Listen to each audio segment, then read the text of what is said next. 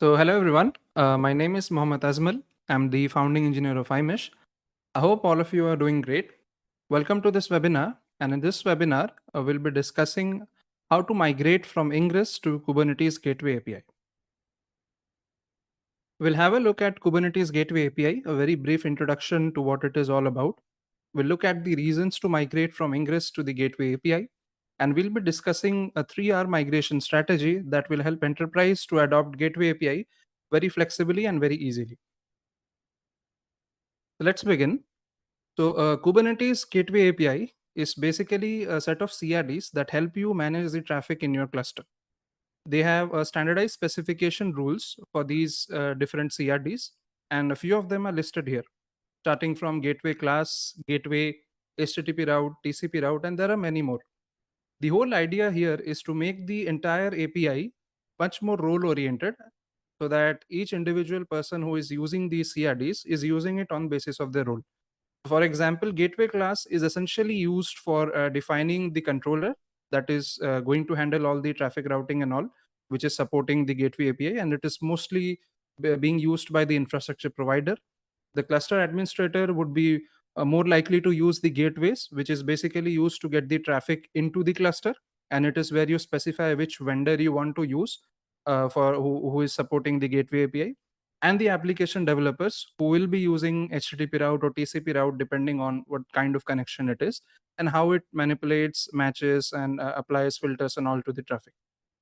It is very expressive in nature, even for a beginner who has not seen or heard about the gateway API itself. If you look at the configuration in the documentation or any example, it is very easy to understand and it's very easy to relate to what it's doing. It is portable as it does not depend on a particular vendor. Any vendor who is supporting the gateway API will be you will be getting all the basic and core features with any of those vendor. And switching vendor is very easy here, as you don't have to rewrite any of your configurations. All you need to do is you need to specify the gateway class of the new vendor that you want to pick up, and then it is very extensible in nature. A lot of points that provide in Kubernetes Gateway API is where the extensibility can be seen. One of such point is the extensible refs. There are you can have webhooks and filters and all those things. So we have already covered a lot about the Gateway API, their CRDs, and the demonstration in previous webinars and videos that you can find in our channel. And this is the basic overview of how the traffic flows into the Gateway API. So when a client request is being made, it comes into the cluster through gateway, and this gateway essentially uses a specific vendor or a specific controller who has gateway API support to evaluate all the rules. Once the controller is being used, then the request is transferred through the HTTP route or TCP route, depending on what is your connection. And these route is basically where you are matching your traffic. In case of HTTP route, you can use header based matching, path based matching. You might want to apply some of the filters, and at the end this traffic reaches to a specific service depending on your matches filters after it is evaluated and applied. So on a very high level overview, this is how Gateway API works. Now let's look at the reasons why you need to migrate from Ingress. And one of the most important reason, other than the differences and all, is that Ingress is officially frozen. You won't be seeing any major feature development happening in Ingress. And Kubernetes itself is pushing towards the new Gateway API. And the reason why they came up with this new Gateway API is because Ingress is just one kind. You don't have any other CRD in Ingress. It's just Ingress. And that's all you have got, whether you are an infrastructure provider, cluster admin, application developer. That's all you're going to get, and that's all you're using. But in case of Gateway API, we just saw we have custom CRDs. Basically, the CRDs that whatever we are getting is very role-oriented, expressive, and all. And how it differs from Ingress is in these four spectrums. We'll be comparing it. So multi-tenancy is very hard to implement in Ingress, as it is only one resource, and all of the application developers, admins, infrastructure providers, and any other stakeholder is going to use it. There's a very high chance that someone applying a configuration is going to overwrite what someone else had already applied. And usually, in order to avoid such situation, you will be applying a lot of RBAC policies and complicated RBAC policies, which is very hard to maintain. But if you look at the Kubernetes API specification, which we just saw, it is multi-tenant by design. All the CRDs, whatever you are going to use, is specific to your role.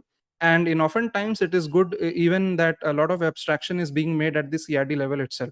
An application developer just need to know which gateway I need to use for my traffic to route through these HTTP routes or TCP route.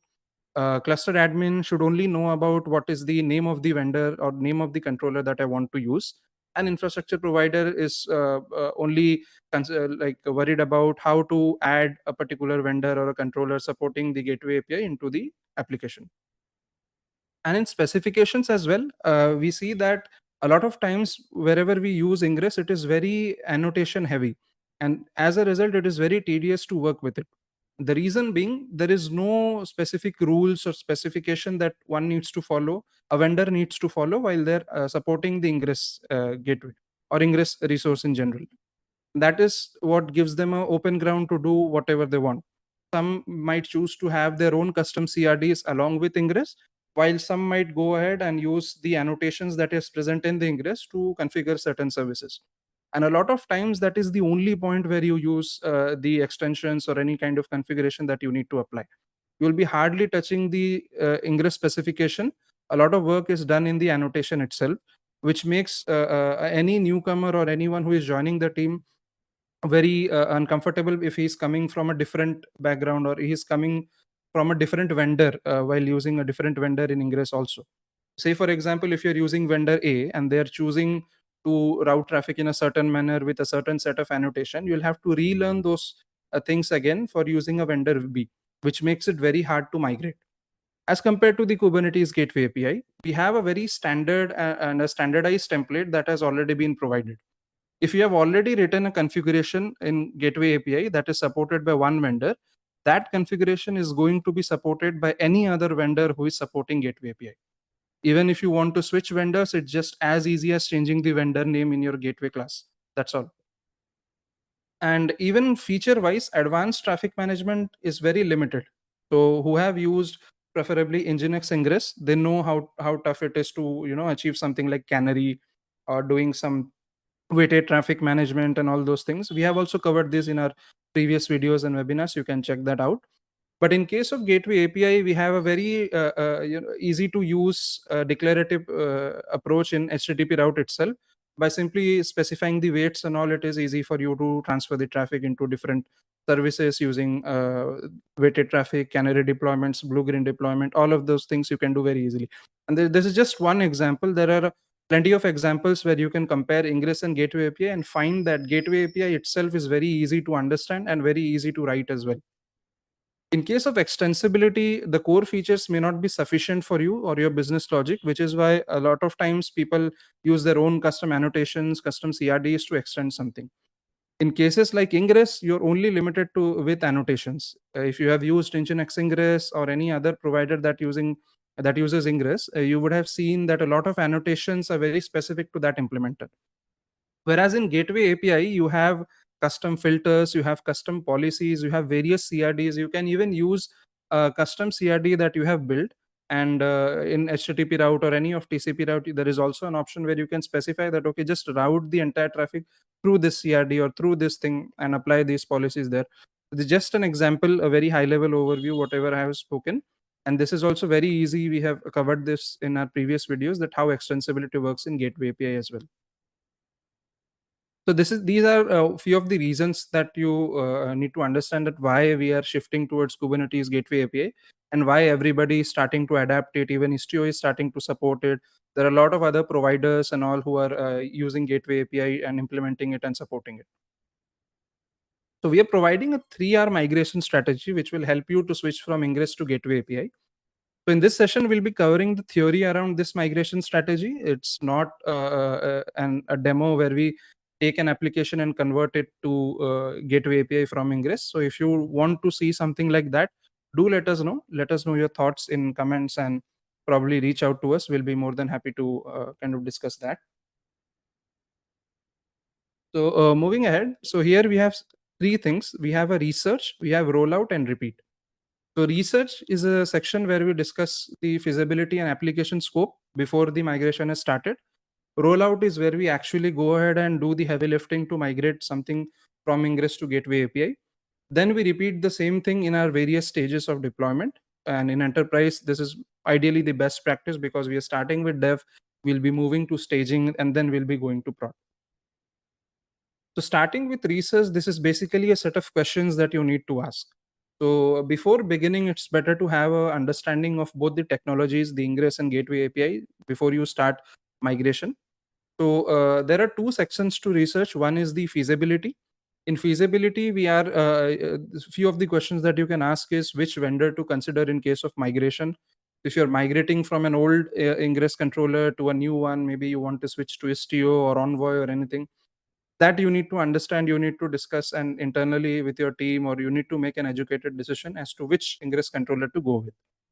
Then the second thing is you need to map the Ingress configurations, whatever you had written previously, to equivalent concepts in Gateway API. Now, mind you, this is not your complete conversion of Ingress configuration to Gateway API configuration. So here we are talking about migration and understanding it to map to various concepts of Gateway API. Now, what do I mean by that? So in Ingress, everything is done through annotations, even if it's traffic management, selecting gateways, and a lot of XYZ things is being done there. What you want to do is you need to map those things. So suppose if you're applying a blue green deployment through Ingress, you might want to have an understanding how should I be doing that in Gateway API. It could be that you want to use an HTTP route if your connection is HTTP based, or TCP route depending on any other TCP protocol that you are using. In some cases, you would consider using a gateway CRD, because you need to define something that how the traffic is coming into the cluster, and how is it going to perform there. So these are some of the questions that you need to ask in the feasibility section. And then you also need to understand what is your application scope. Any implementation specific features are there. Suppose if anything is supported core to your application, it is only available in Ingress and all, or any implementation of your application which is extra, like internally also depending on Ingress or something like that. These are few things that you need to consider. And should any deployment strategies is supposed to be changed. Ideally this won't be the case, because if you're using Ingress and you're moving towards the Gateway API, you won't be having any specific changes in the deployment ecosystem, because all the changes that you are going to make is on the traffic management landscape itself. Hardly it is going to touch base with your application or mess with anything in your application, which is not going to happen in most cases. But it's better to have a proper analysis before going ahead and implementing something like that. And then you also need to ask yourself how the migration is going to change the current infra. Do I need to add a few more CRDs? Any other things are going to be created in my cluster? So in case of Ingress, the only resource that was created was Ingress resource. But now in the case of Gateway API, you will be having gateways, you'll be having HTTP routes being created, and even few of the like some of the configuration are that a set of HTTP route can map to X number of gateways, Y number of gateways need to be mapped to Z number of HTTP route. So all those things you need to consider and see if the request flow, whatever request flow is coming, as we have discussed, the request flow in Gateway API, is it what you are wanting, and is there any changes or anything need to be done there with the help of the CRDs? So this is the question that you need to ask. And you should also at this stage you need to ensure that proper policies are at a particular place, so that proper segregation is there. No one is evaluating or applying any rules that someone else has already applied, which is being overwritten, which was mostly the cases in the Ingress landscape. Ideally won't be facing such scenarios here, because we have seen the gateway CRDs itself. All the gateway API CRDs, they are very role oriented, and even a lot of things that you would achieve with RBAC, you can simply achieve here by using grants, reference grants and stuff like that. So there is one instance we can take. Say, for example, you have a service in a namespace A, and you're defining HTTP routes in a namespace B. You want the traffic to go from this HTTP route in namespace B to A.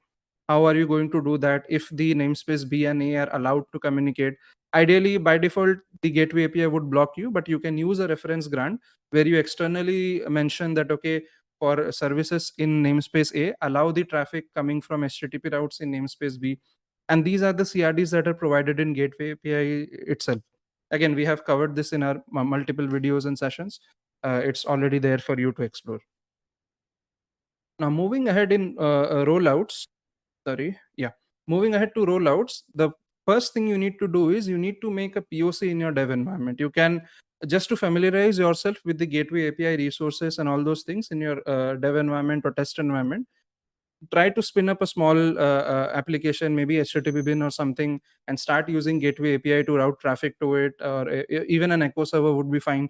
This is just to familiarize yourself with the concepts of Gateway API before starting the major shift from Ingress to Gateway API. And in this case, you can also test your new controller. So suppose you were using Nginx Ingress, and now you want to move to Istio or maybe Envoy. Try using that here in the POC stage itself and see if that gateway controller is or provider is solving the issues that you were facing previously, or if it is satisfying your requirements and whatnot. Once the POC stage is over, you have familiarized yourself with the Gateway API concepts, familiarized yourself with the CRDs and the configuration. Now you can start incrementally adopting the Gateway API in your dev cluster. So what you can start is you can start rewriting the Ingress configuration, whatever were there, in the new Gateway API specification for low critical workloads where you have some requests coming here and there. So I'll be explaining further on point 2a in the next slide. So what I mean by this is that let the Ingress and Gateway API specifications coexist. You can use an external load balancer to route the traffic between the two. Transfer the major traffic to Ingress, as we are not going to get rid of it completely as of now. Just take a fraction. In this case, we are taking 10% of traffic which is being routed to your service through Gateway API. And this is exactly where you will be looking into, so should I create a new set of rules so particular services, and what all features or maybe what all matches, filters, and some things I need to apply. This is the best place to test that. And even if you are wanting any extensions that we have discussed, using any of your own custom CRDs, or maybe communicating with a third party API which is outside your cluster and all those things, this is the best place to test that. And once you have done this thing, that your traffic is being routed to the Gateway API, a fraction of it, and both of them are coexisting, this is where you need to test if implementation specific features are working. Whatever you were achieving with the Ingress, are you able to achieve it with the Gateway API also? This is the place where you need to see if RBAC policies are applied properly, if you need any, because a lot of things can be done through Gateway API directly. So there is barely any need of touching the RBAC policies, but it is best if you want a fine-grained security, even further control, you can test those things over here as well. Okay. And then you need to test and validate. You test the APIs, applications after migration, do load testing, do whatever kind of benchmarking you need to do with the Gateway API, see if it's performant or not. And once you're confident on the performance side, now what you can do is you can slowly start increasing the traffic. Ideally, in dev cluster, you wouldn't be facing any performance hurdles. The best time to test the performance is probably where you do any testing environment or staging environment where you would be doing all these things, which takes me to the third point, that is the repeat stage. So repeat stage is basically whatever we did in dev, we are going to do the same thing in staging. We'll be testing and validating it. We'll be performing benchmarkings, and we'll be looking more towards how is it performing in this particular cluster or not. And then we incrementally start adopting it. So you need to write the configuration only once. In the dev stage itself, you will be writing the configuration to go from Ingress to Gateway API, and hardly any changes you'll need to make. Hardly there will be some name changes in across different levels or different environments that you have. You won't be rewriting the entire thing again for something else. So you'll be reusing those configurations and those rules whatever you have written, and will be applying in the new particular environment. Could be staging, could be prod. One key thing for a staging or production environment is testing. So once you're happy with testing and everything is working fine, you can, however, get rid of the entire Ingress in the dev stage. And after a certain period of time, once you are happy that okay, my traffic is being handled perfectly with Gateway API, no errors are there, slowly start increasing the load over there. And once you are satisfied that okay, it will be able to handle my complete load, you can get rid of the Ingress entirely and transfer 100% of the traffic to the Gateway API. And that is the cleanup stage, where you would usually just delete all the Ingress resources that you have, or uninstall any Ingress specific controller that you were using, and all those things in your cluster. And that's how you will be going about doing all these things. So this is all about the 3R strategy. This is essentially the gist of it, how you would achieve the transfer from Ingress to Gateway API. And again, it's we do not have a demo here. This is mostly familiarizing yourself with concepts and how to think about how to prepare your mentally, that how I need to shift from Ingress to something like Gateway API, and how should we be doing that. This strategy is also helpful for even mid to small range projects where you are using just a few services, and you have been using Ingress, as the Gateway API itself is a very declarative in nature, so you wouldn't face any problem. Ideally, also in the rollout stage, what you can do is, if you have a team, any one developer or person can start working on converting the Gateway API specification, and they can be the one leading this particular side of things, while the other team are still supporting whatever other task you have. And once the person who has implemented something can share his knowledge inside the team, so it is not that your entire workforce need to worry about the Gateway API and how to implement that. Even if one person or two-person from your team are collaborating and doing something like this, it's very easy to communicate all the knowledge that they have to the other fellow mates. And in this case, it's only if you are making a POC, and this is for a particular project, this is only one this is one time. Specifically, if you, even if you are wanting to change something from a different project to Gateway API specification, you won't be needing to do the POC again, because POC here is just to get yourself familiarized with the Gateway API concepts. Once the concepts are familiarized, in future, if you are using any different vendor for the same project, or in any new project you are going to use an entirely new vendor that has come up, you won't have to rewrite any of the configuration and all. You don't have to relearn a lot of things. Once you have the concept clear, in case of Gateway API, you will be able to write configurations for new projects. Even the same project, if you is planning to use if you're planning to use some new vendors, you'll be able to do it pretty easily. So it's learn once and write once for one project, and in any other project the same knowledge would transfer. So if you're switching vendors, you don't have to again go ahead and check the documentation on how to do XYZ things. So yeah, so this is all about the 3R strategy, which enterprises can use to adopt the Gateway API specification into their production and workloads, and from staging dev to staging to prod and everything. So thank you. And if there's any other question, I'll be happy to take.